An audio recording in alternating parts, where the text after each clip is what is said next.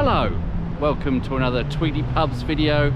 I've had a few requests in the comments to cover the area around Euston, St Pancras, King's Cross. So that's where I am today. I had to admit I'm a tiny bit reluctant to come here because it's just one of those areas of London I really struggled to warm to. However, for the sake of completeness, I've selected a handful of pubs in the area that I think have some interesting exteriors and or interiors and hopefully a little bit of interesting history along the way. Pub number one, the Euston Tap. Cheers from the Euston Tap. Now this is obviously not a traditional pubby pub. It has only been a pub, I believe, since 2010. The East and West Lodges in Euston are listed buildings. They were built originally in 1870 and they formed part of the classical complex in the square in front of Euston Station. And the most famous component of that was the Euston Arch, which was really more of a monumental gateway. I think there is a term for that. A propylaeum. That was built in 1837, sadly demolished in 1962. The Euston Station that we see today is hardly going to win any prizes for architecture. It is frankly a bit of an eyesore. The Euston Arch was in fact flanked by 4 lodges, but those lodges are not to be confused with these 2 lodges which were built later. So those 4 lodges and the arch of the 1830s, were they still standing today, would actually be in the concourse inside the main building of Euston Station. So they were set quite some way back from Euston Road, and these 2 lodges that still remain today from the 1870s were the entrance to the sort of forecourt, if you like, the grounds outside, the square outside Euston Station. They are listed, as I say, so Historic England goes into some detail about the exterior. They're built of Portland stone. They have rusticated coins on all 4 corners and a list in alphabetical order of all of the different stations that were served by the London and North Western Railway Company. They're also ornamented with what Historic England describe as allegorical figures that are supposed to represent England, Scotland, Ireland and Wales, and they were carved by Joseph Pitts. For a while the West Lodge was functioning as the Euston Cider Tap, or just the Cider Tap. Currently today, where are we, February 2024, that seems to be closed, so that's currently out of use, but they do still serve a couple of ciders on tap here in the main building. So the interiors that we see today are obviously very modern, dating back only as far as 2010. The Historic England listing for the building says that they're actually single story in design, so it looks like the upper floor that now exists today in the Euston Tap is probably a recent modern addition. That's an interesting space actually. It has a wrought iron spiral staircase leading up to it, and then some seating area and the loos upstairs as well. There are some old prints showing old photographs of possibly 1950s era of these 2 lodges. There are usually keg beers running into double figures and at least a good handful of cask beers. I've gone for something called, is it Manchester Marble Bitter? It's the only bitter I could see on. It is worryingly a little bit pale, and I do feel like there's a tiny twang of grapefruit in that.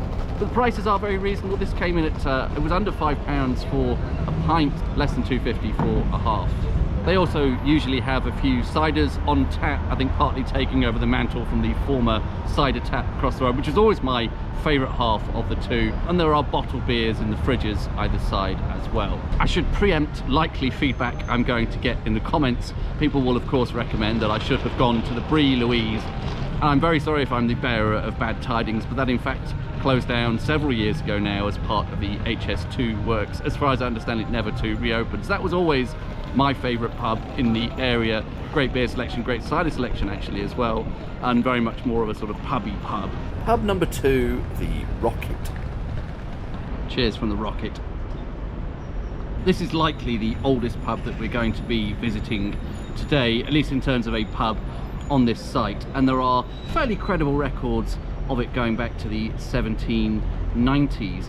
It was formerly known as the Rising Sun, and in fact it was known that for most of its life right up until the 1990s. The earliest newspaper mention I could find of it is from 1816, but there are Sun Fire Office insurance records for it going back to 1792. The part of London that this pub is in, it's right on the edge of, is called Somers Town, and the development of that didn't start until the 1780s. Before that, all of this was fields around there. So I think the 1780s is the earliest possible date that a pub on this site could have been established. If you look at Horwood's map of 1799, one thing that stands out there is an unusually shaped building called the Polygon. That was in fact the birthplace of Mary Shelley, the author of Frankenstein. Somers Town is named for John Somers, the first Baron Somers. The name Rising Sun, according to the Dictionary of Pub Names, is a heraldic device. I wonder if it may have some bearing on John Somers. I couldn't see that in the Somers coat of arms, but obviously there is some at least linguistic link there between Somers and Rising Sun. It has been called the Rocket since about 1999, and that is of course named after Stevenson's rocket. It is a listed building, and it is also on CAMRA's list of historic pub interiors with a 1-star rating. One of the things I find most notable and surprising about this building is this very long projecting ground floor frontage, and in an area of London where presumably real estate has always been at a premium, it seems strange that that was never built up higher than the ground floor. Those upper floors are in red brick with stone bands. The attic story has these large Flemish gables. There are two, one facing onto Euston Road and one facing onto Charlton Street. There is a carved plaque on one of those gables, and you can see the sun rising over the sea, and it has the name Rising Sun and the date 1899. There is also a corner turret which is rather eye-catching with a lead domed roof. Ruth Siddall, the pub geology expert, has visited here and identified the granite as Swedish Bonaccord red, which is a new one on me. The saloon bar, which is the bit right at the back of the pub furthest away from Euston Road, is probably the most impressive space today. You can still see the top section of the partition that would have separated that from the public bar. That's still in place, although of course in the late Victorian, early Edwardian period that would have been floor to ceiling. There is a curved bar counter in that saloon bar section, and that is believed to be original. Also original is the 6-bay bar back, which has a dumbwaiter incorporated into it. There is a lot of frosted, decorated, engraved glass in amongst those fittings. That saloon bar section, and that alone, still has an original plasterwork ceiling. Alas, the rest of the pub just has a very plain, rather boring modern ceiling. Beyond that partition, you're into the space which would have originally been the public bar. It feels quite opened up beyond there. I wonder if originally there may have been another section. Some parts of that interior are just bland, modern, boring, generic rubbish, but there's still the bar counter extends into that area, the former public bar space, again quite possibly original, and the bar back continues to be impressive. A particularly nice feature is the curved manager's office, which CAMRA's listing on their pub heritage site says today is used as a space for the glass washer. So yes, quite a lot of the pub today is rather bland, banal and modern, but I think there are some really nice original late Victorian features here if you can pull on your horse blinkers and try and ignore a lot of the modern ephemera. It's a Mitchell and Butler's pub today, part of their, is it called Oak Tree brand, whatever that means. The beer lineup was sort of short but fine. They had Timothy Taylor's Landlord, London Pride and Doombar on the hand pumps. I'm having Landlord, of course. I think it was around £3 for a half. Pub number 3, Queen's Head. Cheers from the Queen's Head. Didn't really do my research very carefully, just sort of added this on at the last minute because I remember I had been here before and had some interesting Victorian features inside. So once again, this is on CAMRA's list of historic pub interiors. It's also listed by Historic England. CAMRA's notes say that it's part of a terrace of 3 houses built in the 1760s.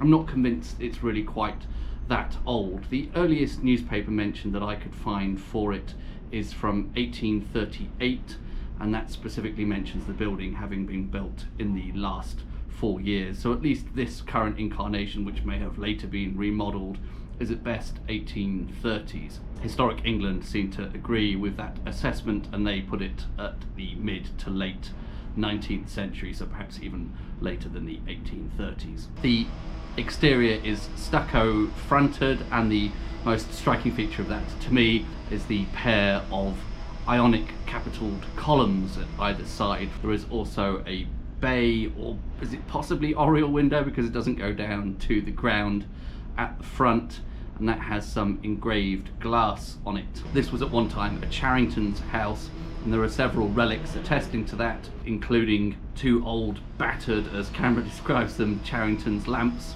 on the outside. There is some disagreement between the colour of the tiles on the interior up to the dado level, with Historic England citing them as green and Canberra citing them as pale blue. I'm not particularly good with blues and greens either. It has some nice and quite possibly original engraved mirrors behind the bar, and the beer offering was sort of veering a little bit too pale ale, grapefruity for me, but they actually always seem to have at least a few ciders in those bag-in-box type arrangements behind the bar, and also a couple of cider taps on the front of the bar. I'm drinking some kind of cider, and I forgot what it was now. Very, very dark coloured, but it, you know, it's in pretty good condition. It might look a bit worrying, but something sort of farmhousey and quite traditional, and not sparkling. I can't stand sparkling cider. More granite on the exterior. I don't think this is one that Ruth Siddall has identified, but it does look like a bit of the classic combo of larvikite at the base, darker sort of, this is actually a bit darker than typical larvikite,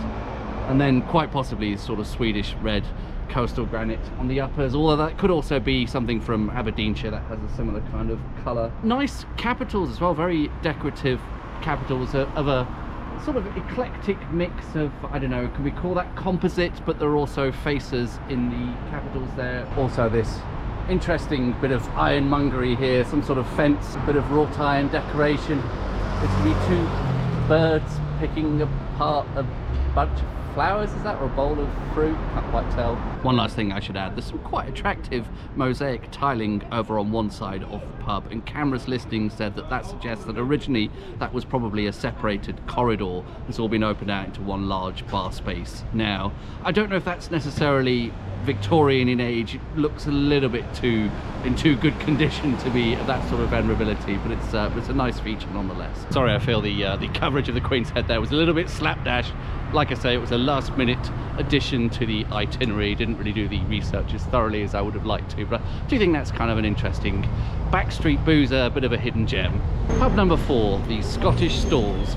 As far as I can tell, the Scottish Stores doesn't have any outside space, so I couldn't find a good quiet corner of the pub either to do the talky bits, so I'm having to do this later from home. The current building dates to 1901, but the pub's history website, now renamed London Wiki, has post office directory records going back to 1860.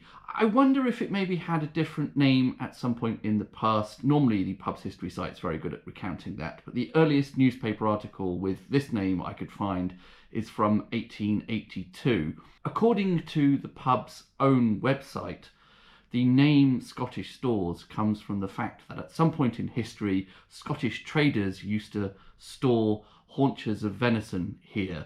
Presumably that means that they had come here by train to King's Cross from Scotland. King's Cross was of course built in 1852, so if that derivation of the name is correct, then it couldn't really have gone back any further than that. One slight curious aside is that the 1890s Ordnance Survey map, which is very good usually at highlighting public houses, they have a PH mark on the map.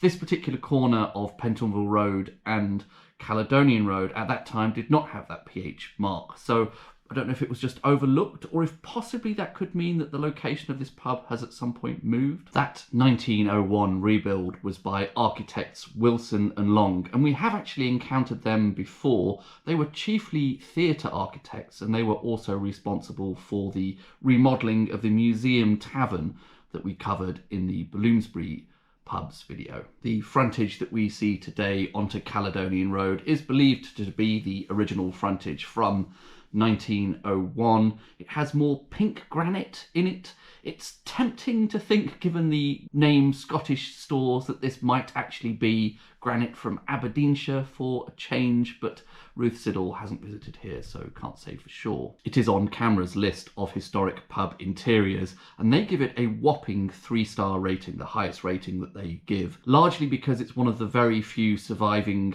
partitioned pub interiors that still has its original layout and its original partitions. There is a central servery that's surrounded by 3 still today distinct bar areas, and those areas are created by floor-to-ceiling screens, which, as we say, are the original ones from 1901. All of those bar rooms have original fielded panelling on the walls. Those panelled walls are interspersed with coloured lithographs of hunting scenes by artist Cecil Aldin. They date to the 1901 rebuild. Cecil Aldin was famous for painting rural scenes, particularly hunting, which is obviously not going to be everyone's cup of tea. But in addition to those, he actually did some very nice pub paintings. A couple of my favourites are one called Breakfast at the Inn, and another one that depicts the Bell in Stilton.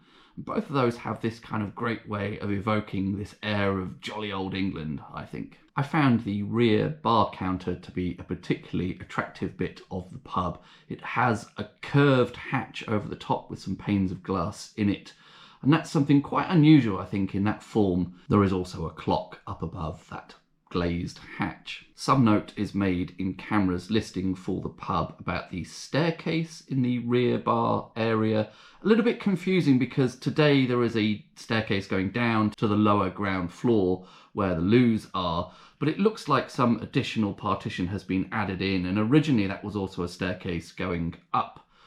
The listing mentions a newel post having Jacobean detailing and an octagonal finial, which is of arts and crafts character. And also they note that the screenwork around the staircase has multiple etched glass panels. Today this almost feels like two pubs that have been joined together. There is this very well-preserved original bit dating to 1901, but in 2016 the pub was expanded into the shop unit next door, so there is also a wider area of the pub that is very modern and, to my taste, kind of quite unpleasant looking.